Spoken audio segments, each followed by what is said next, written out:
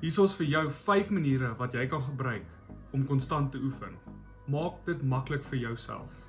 Sit jou skoene en oefenklere klaar reg die aand voor die tyd, sodat jy dit nie hoef te doen wanneer jy moet gaan oefen nie. Dan kan jy net aantrek en go. Tip nommer 2. Sit vir jou 'n poster van die tipe lyf wat jy wil hê op jou muur, daar waar jy dit elke dag kan sien, soos die ene. Tip nommer 3.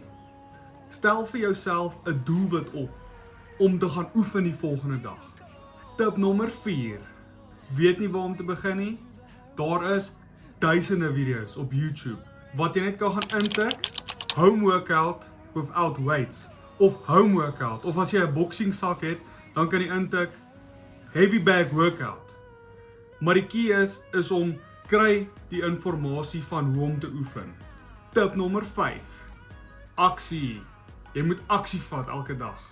Dit help nie jy maak dit vir jou maklik en jy het die doelwit en jy het die tydperk wanneer jy goed wil lyk en jy het al die inligting as jy nie aksie vat nie.